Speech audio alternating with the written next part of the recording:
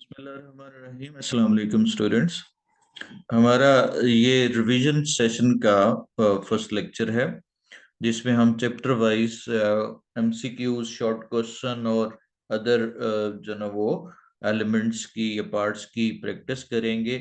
ये पास पेपर में से पिछले 10 सालों में जितने भी उस चैप्टर के रिलेटेड एमसीक्यूज हैं उनमें से गो थ्रू करेंगे। आप जरा पहले एमसीक्यूज की आपने प्रैक्टिस करनी है।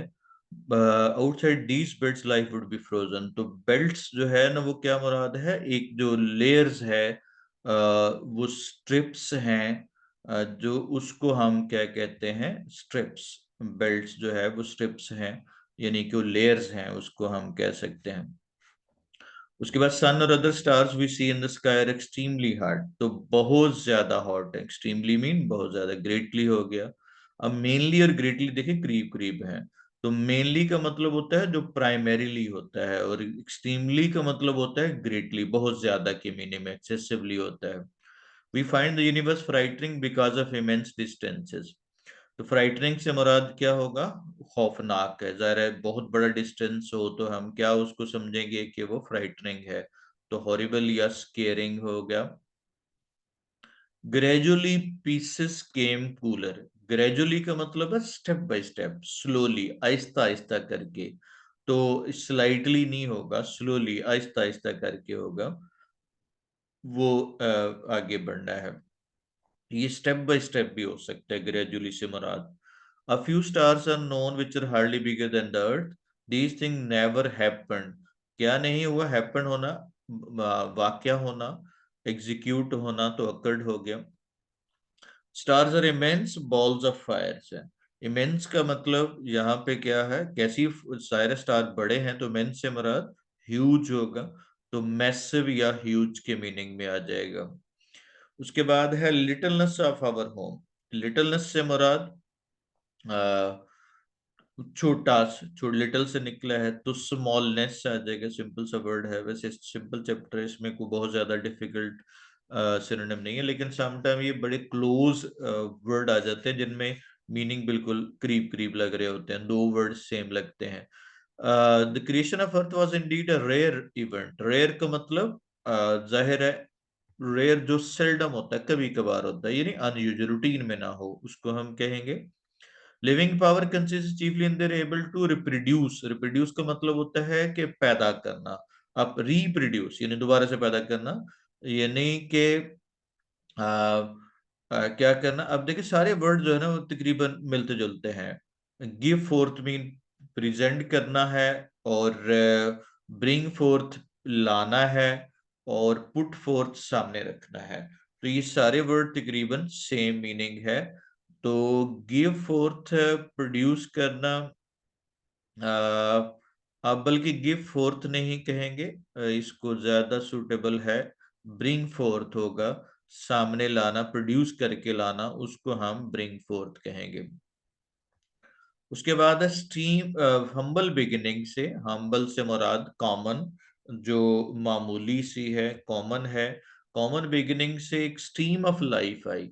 स्ट्रीम से मुराद क्या है, एक लेयर आई, एक जो ना वो सीक्वेंस आया, तो उससे मुराद चेन ऑफ लाइफ हो जाएगा। उसके बाद है frightening because of huge stretches of time. Time के क्या है, जाहिर है वक्फे हैं, तो टाइम के क्या हो जाएंगे, स्पैन्स हो जाएगा।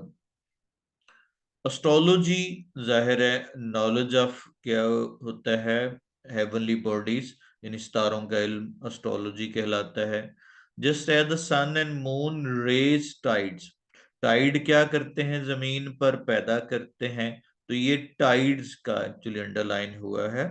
तो टाइड से मुराद क्या हो जाएगा, वेव्स हो जाएगा। अब देखिए रेज भी आपको करीब करीब लग रहा है, तो वेव्स होगा, जो लहरें आती हैं। रेज एक्चुअली लाइट की होती हैं, वेव किसी भी चीज की होती है जो फ्लो में आ रहा हो, उसको हम कहते हैं। मिल्की वे, स्पेस बियॉन्ड मिल्की वे। मिल्की वे से मुराद ये हम गैलेक्सी है जिसमें हम रह रहे हैं, तो यानी गैलेक्सी से मुराद इसमें कलेक्शन ऑफ स्टार्स होती है।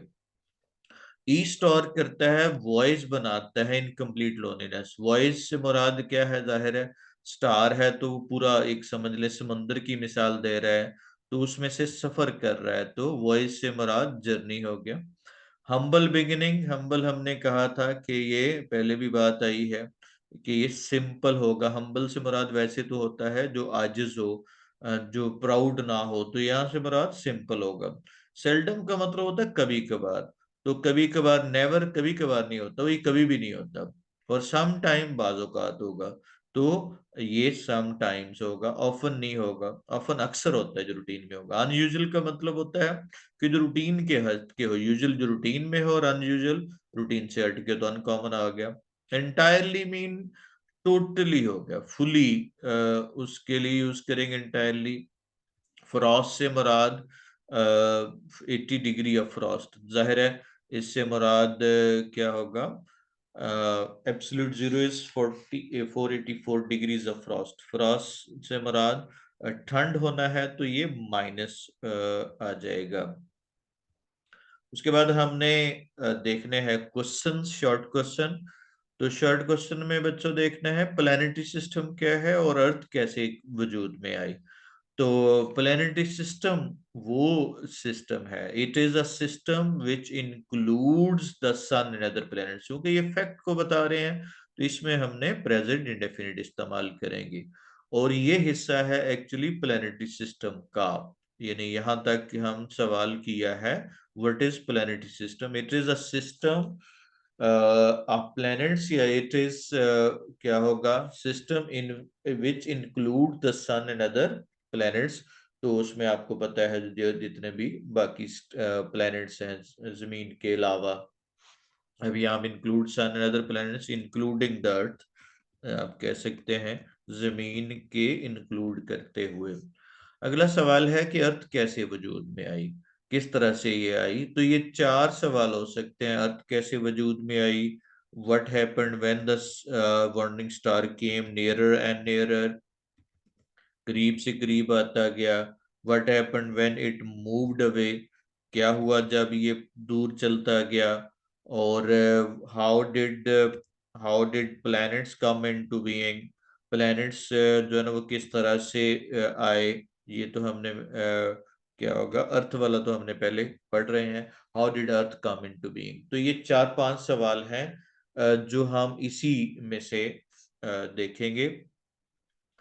अब क्या होगा, अब कौन आया करीब, जाहिर है पास्ट का वाकया, तो पास्ट में लिखेंगे when the warning star came near the sun, it, जाहिर है उसने पैदा की उसकी, it raised huge tidal waves a mass on the surface of the sun. और जू जू करीब से करीब आता गया, केम नियरर एंड नियरर, तो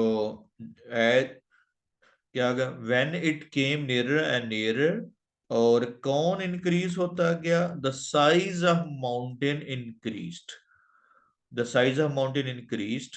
और जब वो मूव अवे हुआ, पहले तो पास आया तो इंक्रीज किया, यानी बहुत बड़ा पहाड़ बना दिया उसकी सरफेस पे अपनी तरफ खींच के, ग्रेविटेशनल पुल की वजह से। और जब वो मूव हुआ, व्हेन इट मूव्ड अवे, इसने ब्रेक कर दिया, it broke the mountain into pieces, यानी वो जो बड़ी माउंटेन बनी थी, it broke the mountain into pieces.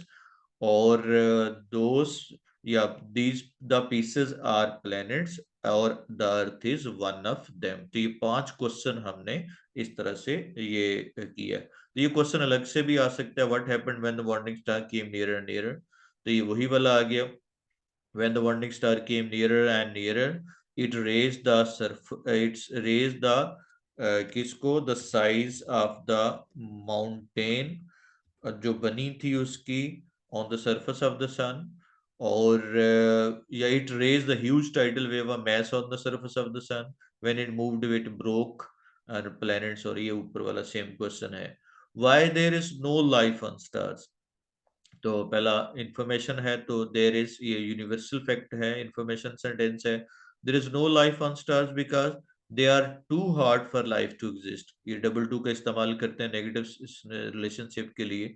They are too hard for life to exist on them, उन पे जो है ना वो एग्जिस्ट करने के लिए लाइफ मौजूद नहीं है।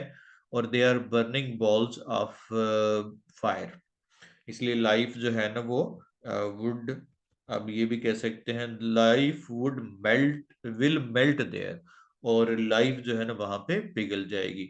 अगला सवाल है कि मिल्की वे क्या है, व्हाट इज मिल्की वे? तो it is a galaxy in which our solar system is present, और it has 400 to 500 billion stars. उसके बाद टोटल नंबर ऑफ स्टार्स क्या है? जाहिर है ये गिने नहीं जा सकते, ये बहुत ज्यादा है। तो अब द टोटल नंबर से मुराद तादाद है। The total number of stars in the universe is very large. और स्टार कौन है ग्रेन ऑफ सैंड की तरह? द स्टार्स आर, जब जनरलाइज करना हो किसी प्लूरल नाउन को तो फिर उसके साथ दानी लगाते। Stars are like grains of sand, और the earth is like one grain या equal to one grain. Earth जो है उनमें से एक ग्रेन के बराबर है। What is difference between stars and planet? तो इसमें से आपने डिफरेंशिएट करना है। इसके दो तरीके होते हैं, एक पॉइंट को लेके दोनों में बयान कर दें। फर्ज करो लाइट की बयान करें तो पहले एक के में बयान किया फिर दूसरे का।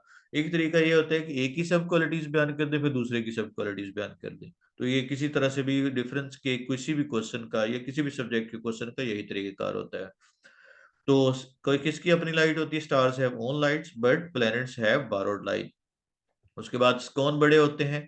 जाहिर stars are larger than planets. और कौन सर्कल अराउंड करते हैं? प्लैनेट्स जो है ना mostly move around their stars, move around करते हैं उनके स्टार के गिर्द। उसके बाद है हाउ, व्हेन और व्हाई ये लाइफ कैसे आई, वजूद में आई? तो लाइफ हैज अननोन बिगिनिंग, यानी कि इसके बारे में पता नहीं है। Life has unknown beginning, probably it started from, अब स्टार्ट है तो पास्ट की हवाला दे रहे हैं, it started from a microorganism जो क्या कर सकता था, which could reproduce before dying. और life became more and more complex.